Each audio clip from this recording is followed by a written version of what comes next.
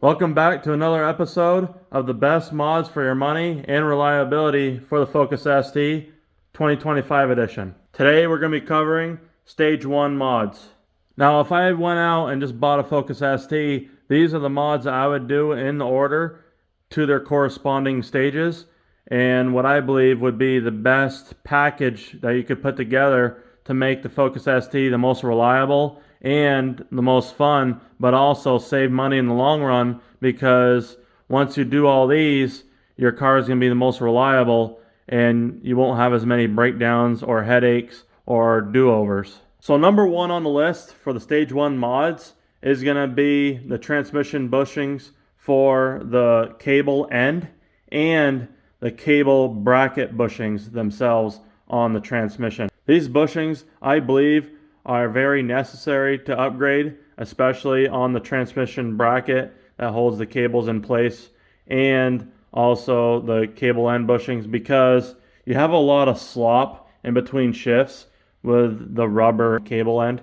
So you want to eliminate that. I actually had some bushings fail, those 3 bushings that hold on the transmission. I'll show you those now. So these bushings for me failed back in 2018, and so what it did is cause premature wear on my second gear, and it wouldn't engage fully, and all the teeth all the way around were ground down halfway through.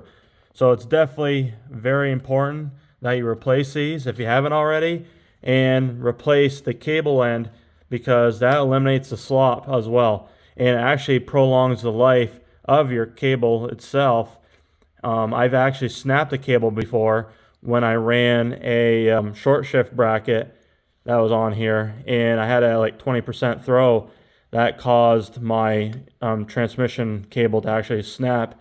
I believe I shifted in the 4th gear and it just snapped. It was pretty insane. So don't run the shift brackets. If you're going to run a short shifter, either get it for the actual shifter base or get the JBR arm or something similar. So getting these bushings, and also I highly recommend getting the JBR shift knob. There's various different color options that you can get.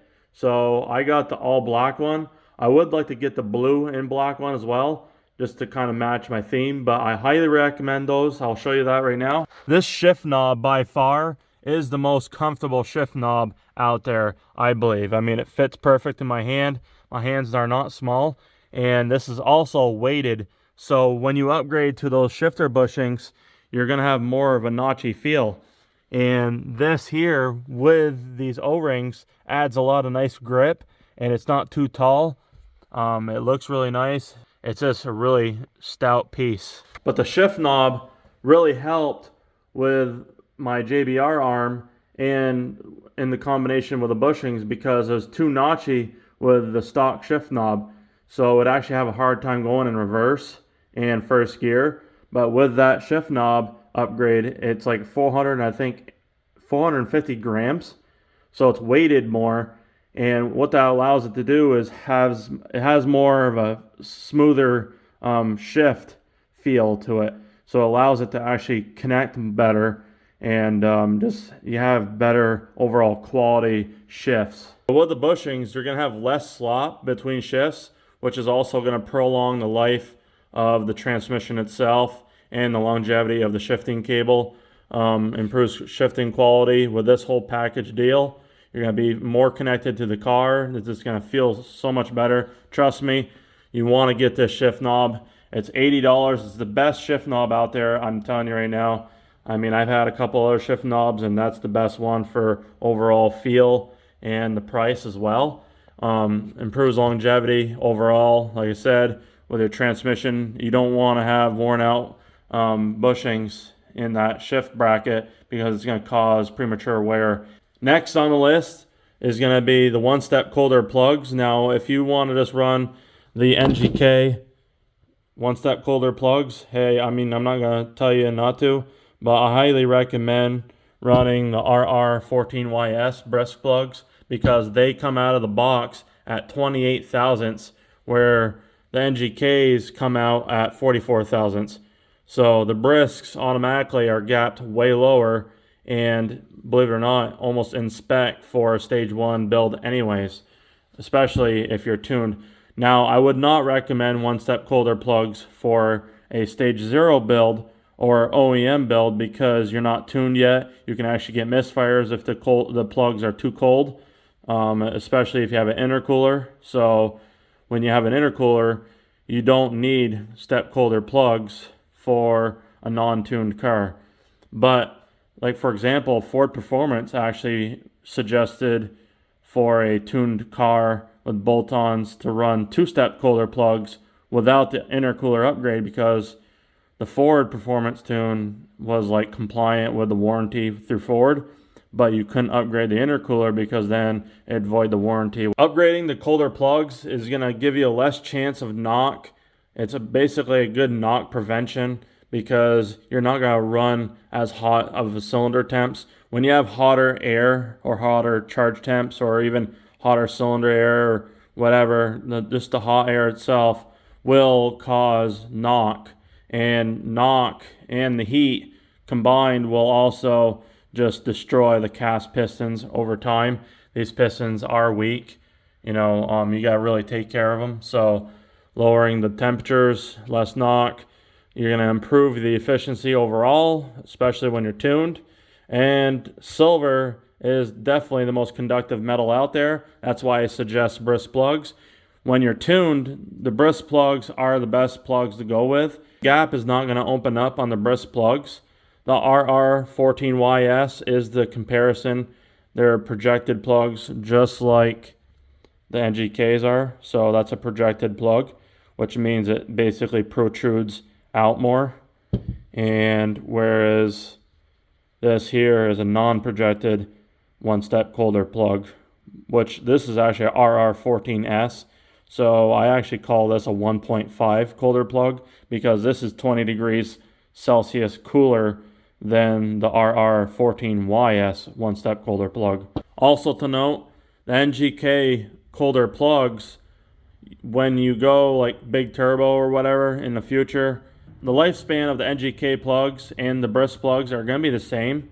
They're going to be 20, 30,000 miles, depending on your driving habits. That's really what it comes down to, and the tune, how aggressive it is, and the fuels, obviously. But E85, for example, will actually keep the plugs, cleaner.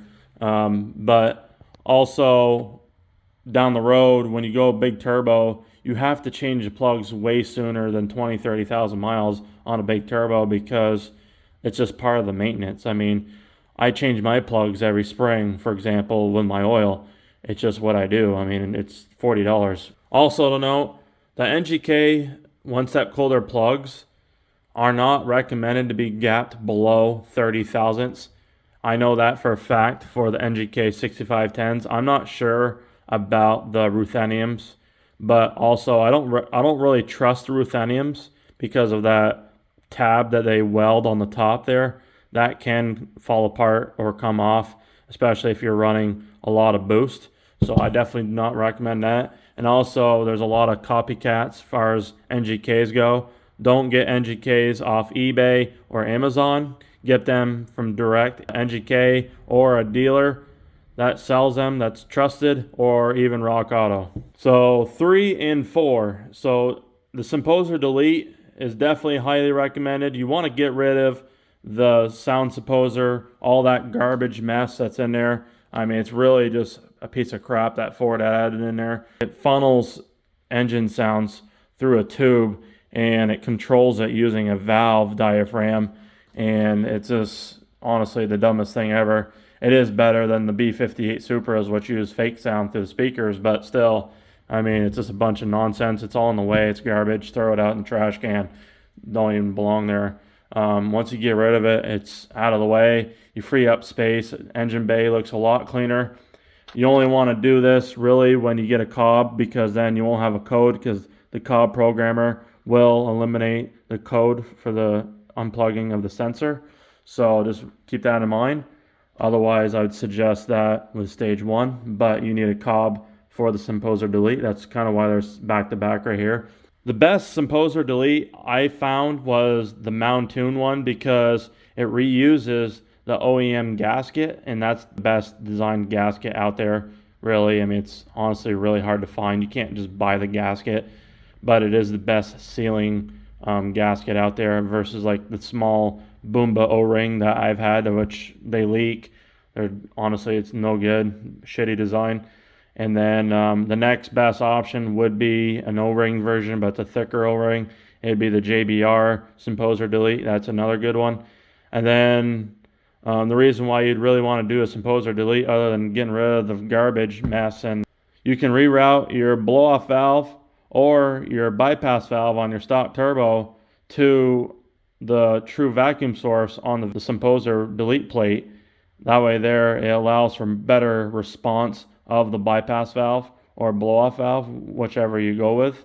And it just improves the performance and overall the functionality of the whole setup. It just helps also getting rid of the Symposer with just the room that it gives you to work on everything. Just everything's out of the way. The Cobb, I mean, don't really need to explain a whole lot with the Cobb V3. Everyone should know what that is.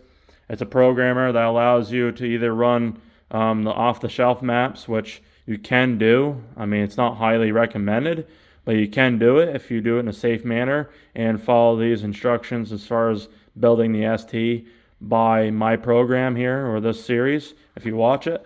And also you can get custom tunes. That's the best way to go. Highly recommend Alex at Stratified. He's the best tuner, I believe, out there right now. Honestly, he's been the best tuner for a long time, longer than basically everyone that's been out there. So he's been my tuner since 2015. Most reliable setup I ever ran. The Cobb V3 can diagnose engine codes. It can do a lot of things.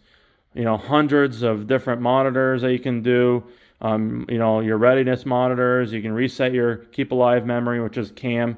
You can reset your ECU, so that helps with, instead of unplugging the battery, you can do that. The CAM is just the keep alive memory is to basically reset the learning. Now, if you're wanting to save money and have the best reliability, you definitely want a custom tune. I believe the Cobb V3 will help you achieve that if you get the proper tuner and get the setup dialed in properly following this. With this all being said, hopefully you enjoyed the video. Give the video a like. Hopefully you watch the series. Also, check out the old best mods for your money and reliability from 2023, 2024.